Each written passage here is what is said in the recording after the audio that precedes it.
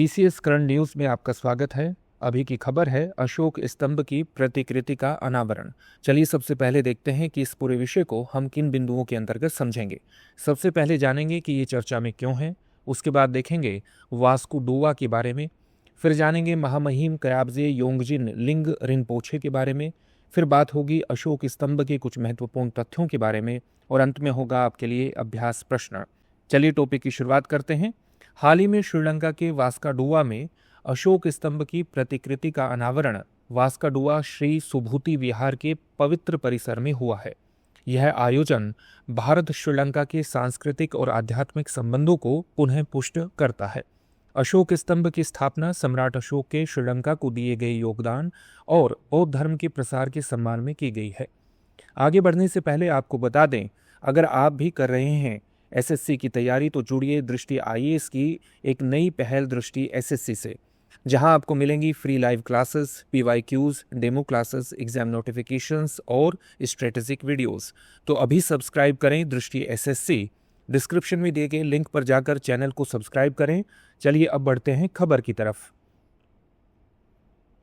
बता दें कि यह पहल दोनों देशों के आपसी सहयोग और बौद्धिक सांस्कृतिक विरासत संरक्षण की मुहिम का हिस्सा है। वास्काडुआ में स्थापित इस प्रतिकृति का उद्देश्य श्रीलंका में अशोक की विरासत का सम्मान करना और बौद्ध धर्म की शिक्षा को बढ़ावा देना है। इस स्तंभ ने श्रीलंका में बौद्ध धर्म के इतिहास तथा भारत के साथ उसके गहरे रिश्तों को चित्रित किया है। चलिए अब जानते हैं वास्काडुआ के बारे में।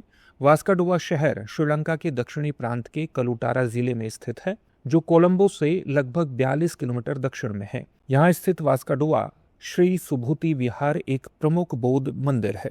इस मंदिर में अशोक स्तंभ की प्रतिकृति निर्माण का कार्य जनवरी 2024 में शुरू हुआ था। यह स्थान धार्मिक एवं सांस्कृतिक रूप से दोनों देशों के लिए महत्वपूर्ण है, क्योंकि यहाँ बौद्ध धर्म की विरासत संरक्षित है। चलिए अब जानते हैं महामहिम कयाब्जे योंगजिन लिंग रिनपोछे के बारे में। श्रीलंका में अशोक स्तंभ की इस प्रतिकृति के लिए पूर्ण प्रायोजन महामहिम कयाब्जे योंगजिन लिंग रिनपोछे द्वारा प्रदान किया गया था। बता दें कि यह तिब्बती बौद्ध धर्म के अग्रणी आध्यात्मिक नेताओं में से एक हैं। ये तिब्बती बौद्ध गुरुओं, विशेष रूप से छठे और सातवें अवतारों की वंशावली से संबंधित हैं। गौरतलब है कि छठे कयाब्जे योंगजिन लिंग रिनपोछे 1903 से 1983 एक अत्यंत सम्मानित व्यक्ति थे, जो 97वें गदेन सिंहासनधारी गदेन त्रिपा और 14वें दलाई लामा के वरिष्ठ शिक्षक थे।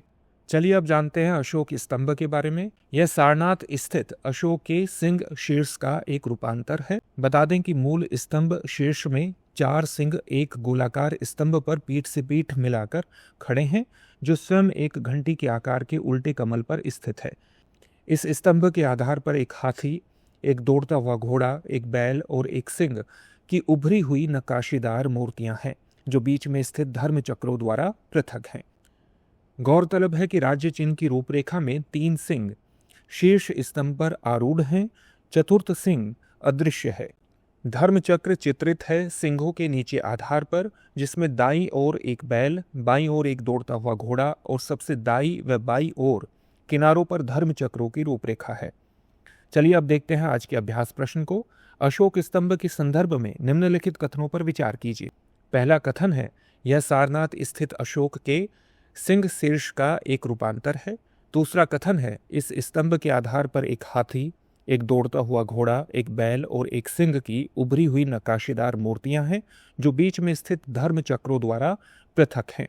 उपरोक्त में से कौन सा या से कथन सही है या है? आपके सामने ऑप्शन है केवल एक, केवल दो, एक और दो दोनों, न तो एक और नहीं दो।